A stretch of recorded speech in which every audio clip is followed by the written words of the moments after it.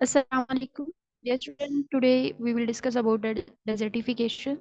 It is a major topic that is the result of change in climate, and there are different reasons for the desertification. And in today's lecture, we will discuss about the causes that cause desertification and what will be the impact of that desertification on living organism and humans as well, and what are the remedies and how we can control or mitigate that desertification.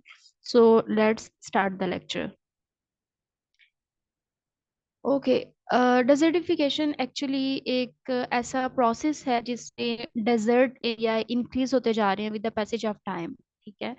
और आप कह सकते हैं कि for example अगर किसी area में पहले डेजर्ट बहुत कम थे, ठीक है, और मे बी के किसी एरिया में सिर्फ एक डेजर्ट था कभी, या उससे भी कम, और उसका एरिया बहुत कम था, लेकिन with the passage of time क्योंकि वहाँ पे कंट्रोल नहीं किया गया ह्यूमन एक्टिविटीज को या फिर अदर फैक्टर्स को, और जिसकी वजह से डेजर्ट एरिया वहाँ पे इंक्रीज होता जा रहा है। और इस इंक्रीजिंग प्रोसेस ऑफ डेजर्ट को हम डेजर्टिफिकेशन कहेंगे। और ये रीजन ये भी हो सकती है कि डेजर्टिफिकेशन या डेजर्ट जो बन रहा है वहाँ पे रेनफॉल बहुत कम हो रही है। ठीक है। एक्चुअली जो एरिड एरिया होता है वहाँ पे जो रेनफॉल होती है वो लेस देन 10 सेंटीमीटर होती है। ठीक है। और अगर हम सेमी एरिड की बात करें तो वहाँ पे लेस देन 25 सेंटीमीटर जो है वहाँ पे रेनफॉल होती है। तो जितनी कम रेनफॉल होगी वहां पे भी मैक्सिमम चांसेस हैं कि डेजर्टिफिकेशन हो, क्योंकि वहां पे प्लांट की ग्रोथ नहीं होगी। Obviously plant needs water for their growth. और अगर रेनफॉल नहीं होगी या नेचुरली वहां पे कोई रिवर नहीं है, लेक नहीं है, ठीक है, वहां पे पानी का सोर्स नहीं है, तो ऑब्वियसली प्लांट जो है वो ग्रो नहीं कर सकेंगे। और अगर प्लांट वहां पे ग्रो नहीं करेंगे तो वो एरिया बैरन हो जाएगा और डेजर्टिफिकेशन में कन्वर्ट हो जाएगा। डेजर्टिफिकेशन इज अ डेजर्ट, या आप कह सकते हैं कि it is a dry land and what life cares about, और लाइफ के ऊपर क्या इम्पैक्ट आ रहा है इसका। सबसे पहले अगर हम बात करें कि जो प्रेसिपिटेशन का रेट होता है वो बहुत ज़्यादा जो है ना वो ज़्यादा है, और इवेपोरेशन का रेट बहुत कम है वहाँ पे। ठीक है। और एरिड में जो आप कह लें कि प्रेसिपिटेशन टू पोटेंशियल इवेपोट्रांसपायरेशन का रेट है वो 0.05 से 0.20 है, और सेमी एरिड में थोड़ा सा उससे ज्यादा है, और ड्राई सब ह्यूमिड में उससे भी थोड़ा ज्यादा है, और ह्यूमिड में जो है वो 1 से लेस है। ठीक है। तो ये डिफरेंट रेंज है जहाँ पे प्रेसिपिटेशन और इवेपोट्रांसपायरेशन का रेट है जो कि रिकॉर्डेड किया गया है इन हाइपर एरिड एरिया में, एरिड एरिया में, सेमी एरिड एरिया में और ह्यूमिड एरिया में भी। Desertification is actually the deserts. It is a dry land and it is distributed in different regions. And as you can say sand belt, rain shadow, continental interior, coastal area, and adjacent to these real desert are the sensitive dry lands as well.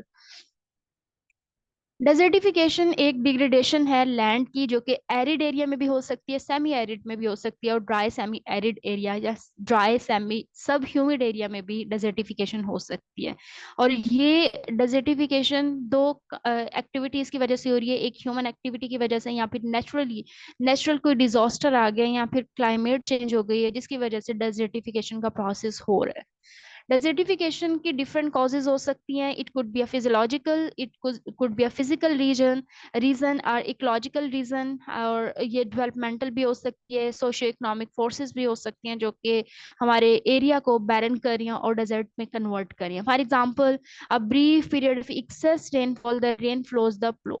मतलब ऐसा नहीं है कि सिर्फ वहां पे rain कम होने की वजह से ही डेजर्टिफिकेशन नहीं हो सकती, अगर एक्सेस में रेन होगी तो वो भी डेजर्टिफिकेशन में जो है रीजन बन सकते हैं, क्योंकि जितनी एक्सेस में और हैवी रेनफॉल होगी उतना ही जो न्यूट्रिएंट्स है सॉइल के वो वॉश आउट हो जाएंगे, रिवर्स में चले जाएंगे, वो एरिया जो है बैरन हो जाएगा क्योंकि वहां पे न्यूट्रिएंट्स खत्म हो चुके हैं। ठीक है। वहां पे कोई प्लांट लाइफ नहीं ग्रो कर सकती, उसको सपोर्ट नहीं मिलेगी, उसको न्यूट्रिएंट्स नहीं मिलेंगे, अल्टीमेटली वहां पे भी प्लांट ग्रो नहीं कर सकते। ठीक है। तो ना सिर्फ लो रेनफॉल डेजर्टिफिकेशन कॉज कर रही है, बल्कि अगर एक्सेस में रेनफॉल होगी तो ये भी एक रीजन बनेगा डेजर्टिफिकेशन की। ठीक है। और ओवर एरिगेशन सिस्टम जो है ये भी डेजर्टिफिकेशन की एक रीजन है, या फिर ग्राउंड वाटर डिप्लीशन जो है ये भी एक डेजर्टिफिकेशन की रीजन बन सकती है और होती है। Drought is also the reason for desertification, ठीक है। अगर वहाँ पे खुश्क साली है, वहाँ पे रेनफॉल नहीं है, या फिर अगर फॉर एग्जांपल किसी एरिया में 25% एनुअल रेनफॉल है लेकिन 25% से बिलो रेन वहाँ पे हो रही है, तो ये एक ड्राउट के कंडीशन में आएगा। और जहाँ पे ड्राउट होगा वहाँ पर डेजर्टिफिकेशन ऑटोमेटिकली होगी ही, ठीक है। ये एरिया दिखाया हुआ है येलो में जो कि डेजर्टिफिकेशन को शो कर रहा है, and these areas are very sensitive to desertification. और अगर यहाँ पे अभी इतनी स्वेयर डेजर्टिफिकेशन नहीं है तो फ्यूचर में हो सकता है कि यहाँ पे बहुत स्वेयर डेजर्टिफिकेशन हो सकती है। तो इसको कंट्रोल करने के लिए हमें ह्यूमन एक्टिविटीज को कंट्रोल करना चाहिए। आर्टिफिशियल रेन करवाई जा सकती है, ठीक है, या फिर डिफरेंट जो है प्रिवेंटिव मेजर्स लिए जा सकते हैं ताकि हम डेजर्टिफिकेशन के प्रोसेस को स्टॉप कर सकें। डेजर्टिफिकेशन की यहाँ पे एक एग्जांपल है, साहिल एक एग्जांपल है जो कि किस वजह से हुई, वहाँ पे क्यों डेजर्ट बना, क्लाइमेट चेंज की वजह से भी, एग्रीकल्चर प्रैक्टिसेस की वजह से, पॉलिटिकल प्रोसेसेस की वजह से, और पॉपुलेशन इंक्रीज होने की वजह से। क्योंकि जितनी ज्यादा पॉपुलेशन हो जाएगी उतना ही हमें हॉस्पिटल्स चाहिए, घर चाहिए, ठीक है, एजुकेशनल इंस्टीट्यूट चाहिए। तो आप प्लांट्स की कटिंग करेंगे, वहां पे एक घर बनाएंगे, तो वो भी एक डेजर्टिफिकेशन के प्रोसेस में आ जाएगा, ठीक है। अब सब सहारन रेनफॉल इंडेक्स जो है वो शोज ड्राउट फ्रॉम 1970 टू 2000, ठीक है। इस पीरियड में वहां पे बहुत ज्यादा कम रेनफॉल हुई है और ड्राउट की कंडीशन आई है, जिसकी वजह से जो सब सहारा है वहां पे, या साहिल जो है वहां पे डेजर्टिफिकेशन में वो कन्वर्ट हो गया। और उसने कहा है कि ये सबसे ज्यादा इम्पैक्ट साहिल को डेजर्ट में कन्वर्ट करने का ह्यूमन की वजह से है, कि ह्यूमन की डिफरेंट एक्टिविटीज वो परफॉर्म कर रहे हैं, सीवियर एग्रीकल्चर प्रैक्टिसेस वहां पे कर रहे हैं, प्लांट की कटिंग कर रहे हैं, ठीक है, और डिफरेंट एक्टिविटीज हैं, घर बना रहे हैं वहां पे। और इस सब की वजह से जो साहिल है वो डेजर्ट में कन्वर्ट हो रहा है।